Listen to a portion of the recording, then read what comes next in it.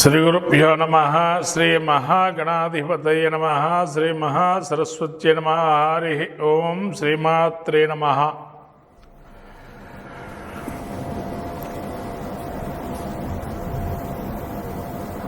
ప్రేక్షకులందరికీ కూడా ఈ యొక్క షష్టగ్రహ కూటమి మనకు గ్రహాల యొక్క కలయిక అనేది చాలా ప్రాముఖ్యమైంది. ఎందుకంటే నిత్య జీవితంలో మానవుడికి ప్రతినిత్యము కూడా నవగ్రహాల యొక్క కదలికల వల్ల తత్ఫలితాలు అనేవి జరుగుతూ ఉంటాయి.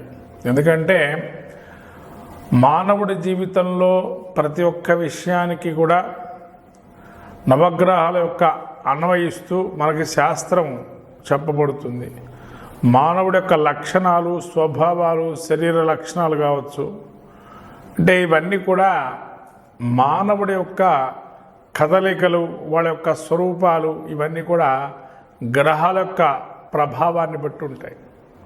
కాబట్టి ఈ షష్టగ్రహ కూటమి అనేటువంటిది ఏదైతే రాబోయేటువంటి 29 మార్చి 2025 నుంచి 13 ఏప్రిల్ 2025 వరకు కూడా మనకు కనబడుతుంది. అంటే దీనిలో కూడా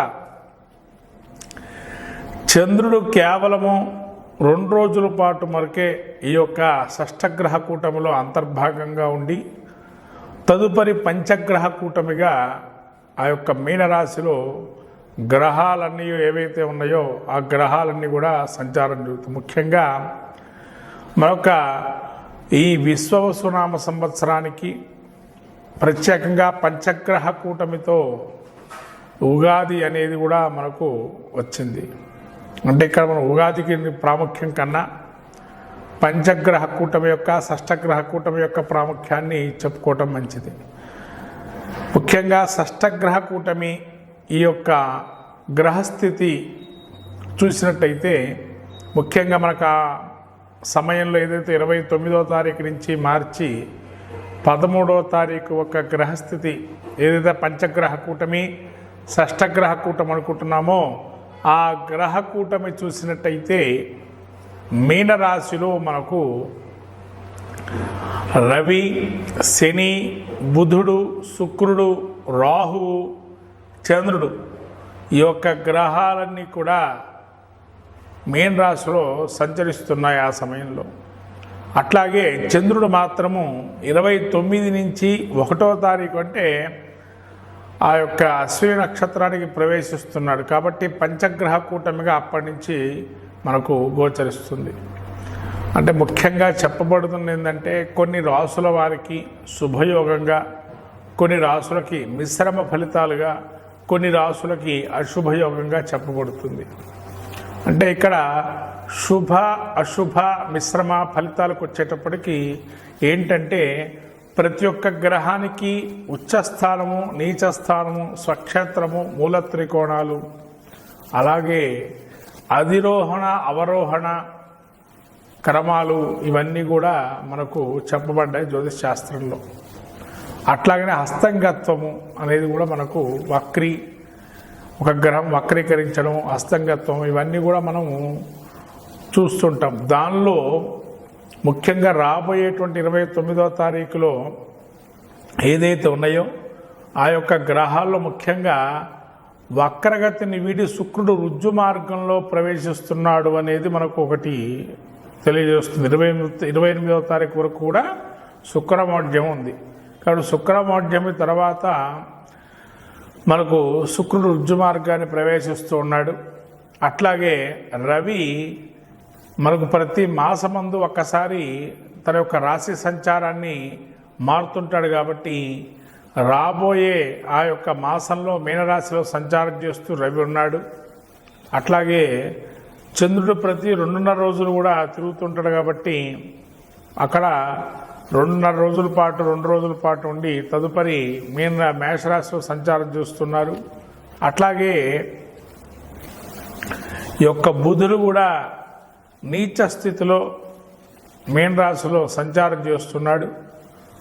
అట్లాగే శని 29వ తారీఖు నుంచి మీన రాశి సంచారం ప్రవేశిస్తున్నాడు. అంటే జన్మస్థ శని సంచారం జరుగుతుంది. ఇక రాహు మనకు మొదటి నుంచి కూడా రాహు మీనంలోనే ఉన్నాడు. అంటే ఇటువంటి గ్రహ సంచారం చూసినట్టయితే ముఖ్యంగా మీన రాశి వారికి జన్మస్థంలో ఇన్ని గ్రహాలు కూడుకున్నాయి అనేది చెప్పబడుతుంది. అయితే యోగ అవయోగాలు అనేవి మీకు ఇంతవరకు చెప్పాను.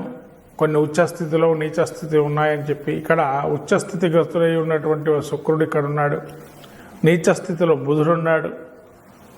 అట్లాగే మనకు స్వక్షేత్ర గతుడు అంటే ఇక్కడ ఎవరూ లేరు, సమక్షేత్రంలో శని సంచారం చేస్తున్నాడు.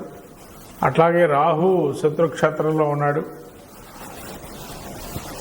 రవి మిత్రక్షేత్రంలో ఉన్నాడు, చంద్రుడు కూడా మిత్రక్షేత్రంలో ఉన్నారు.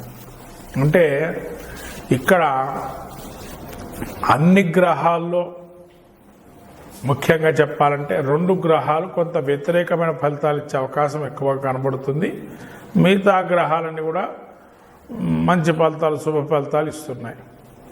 కాబట్టి 12 రాశుల వారికి అట్లాగే మనకు దేశ గోచారం అనేది కూడా ముఖ్యంగా చెప్పబడాలి. ఎందుకంటే దేశ గోచారంలో ఎందుకు ఈ విధంగా అంటే, ప్రతి దేశానికి ప్రపంచానికి మనకు గ్రహ గతులను బట్టే యోగ అవయోగాలు అనేవి మన ఎట్లయితే చూసుకుంటున్నాము మానవుడి జీవితంలో, అట్లనే యోగాలు కూడా ఉంటాయి ప్రతి ప్రపంచంలో కానీ దేశ గోచారంలో కానీ.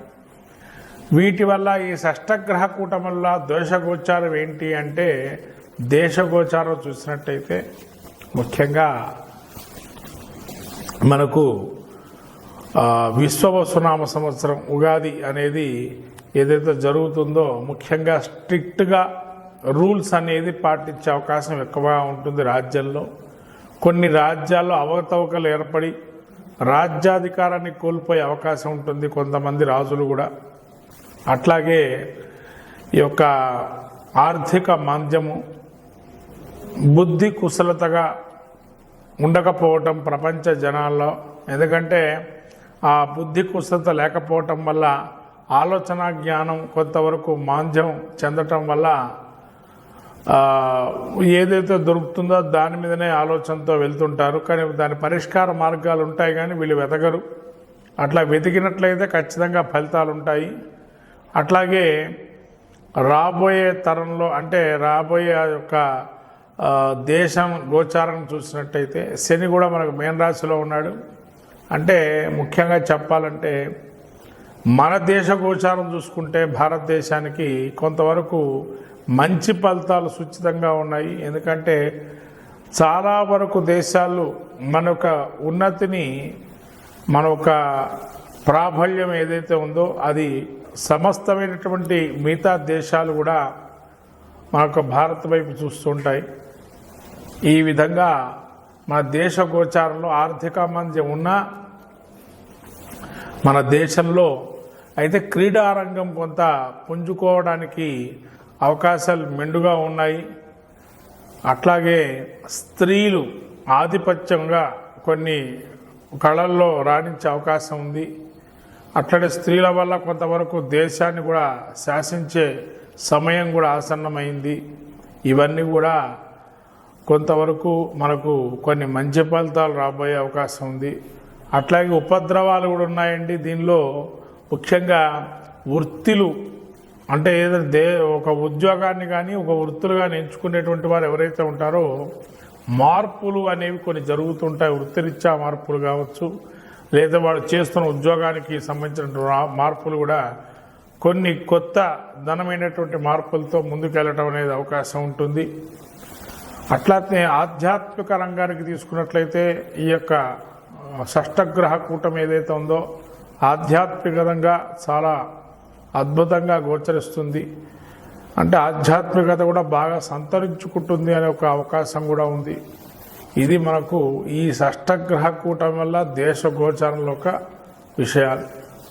ఈ విధంగా 12 రాశుల ఫలితాలు చెప్పుకుందాం.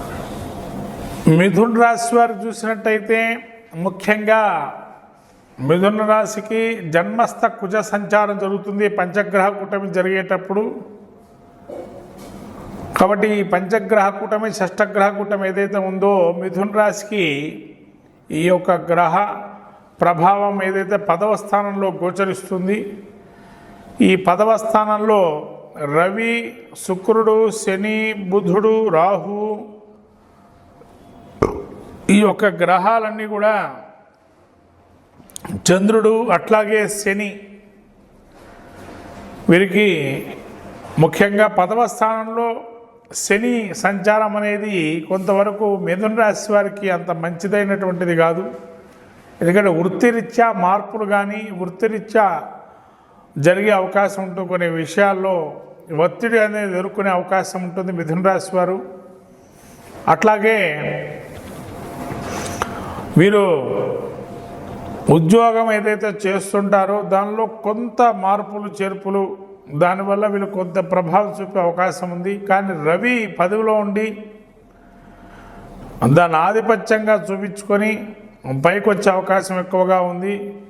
అట్లానే బుధుడు 10లో ఉండటం వల్ల నీచ స్థితిలో వక్రీకరించి ఉన్నాడు. కాబట్టి ఆ సమయంలో కొన్ని విషయాలు మీరు నేర్పుగా తీసుకొని నైపుణ్యత వల్ల మీ యొక్క ఆలోచన జ్ఞానాన్ని వల్ల నేర్పుగా దాన్ని ముందుడుకుగా దాన్ని బయటపడే అవకాశం కూడా ఉంటుంది ఎంబటే.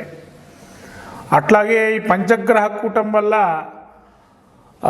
అక్కడ మనకు బుధుడితో పాటు శుక్రుడు కూడా ఉన్నాడు 10వ స్థానంలో. కాబట్టి శుక్రుడు కొంతవరకు ఈ 10వ స్థానంలో శత్రుక్షేత్రగతులై ఉన్నాడు. అత్యధికంగా కొంత కొత్త వారిని పరిచయాన్ని చేసుకునేటప్పుడు కొంత ఆలోచింపజేసి పరిచయాలు చేసుకోవటం మంచిది. కొత్త పరిచయాలు వస్తాయి, కానీ ఆ పరిచయం మంచిదా కాదా అనేది మీరు బేరీజ్ వేసుకునే అవకాశం ఎక్కువగా చూడండి. ఈ యొక్క 10వ స్థానంలో అట్లాగే మనకు ఈ రాహు కూడా సంచారం చేస్తున్నాడు. కాబట్టి స్థలంలో కానీ ఉద్యోగంలో కానీ మొత్తం మీద మిథున రాశి వారికి మార్పులు చేర్పులు మాత్రం గోచరిస్తున్నాయి. ఖచ్చితంగా అది ఇక్కడి నుంచి ప్రణాళికాబద్ధంగా కానీ లేదా ముందస్తు ఒక ఇండికేషన్ లాగా మీకు కలిగే అవకాశం ఉంది మిథున రాశి వారికి ఈ పంచగ్రహ కూటమి. దాన్ని మీరు కొద్దిగా ఆలోచింపజేసి మంచి చెడ అనే దాని గురించి ఆలోచన చేసి ముందుకెళ్ళడం మంచిది. అట్లాగే పంచగ్రహ కూటమి మీకు చెడు ఫలితాలు ఇచ్చే అవకాశం ఎక్కువగా గోచరిస్తుంది. కాబట్టి ఈ పంచగ్రహ కూటమి నుంచి తట్టుకొని బయటపడాలి అని అంటే ముఖ్యంగా ఇక్కడ మీకు ఈ బుధుడి వల్ల ఇబ్బందులు ఎక్కువగా ఉన్నాయి. కాబట్టి బుధుడు రాష్ట్రాధిపతి కాబట్టి విష్ణు సహస్రనామ పారాయణం చేసుకోవటం వల్ల ఈ పంచగ్రహ కూటమి సమయంలో ఆ 15 రోజులు కూడా కొంతవరకు ఆ ఒత్తిడి నుంచి బయటపడే అవకాశం ఉంటుంది మిథున రాశి వారికి కూడా. ఇది పరిష్కార మార్గంగా విష్ణు సహస్రనామం పారాయణం కానీ విష్ణు సహస్రనామం వినటం కానీ చేస్తే కనుక విష్ణు దేవాలయానికి వెళ్ళి సందర్శన చేసుకోవటం కూడా చాలా మంచిదైనటువంటి ఈ పంచగ్రహ కూటమి సమయంలో చాలా మంచిది. మిథున రాశి వారు ఇంకా మంచి ఫలితాలు పొందుతారు.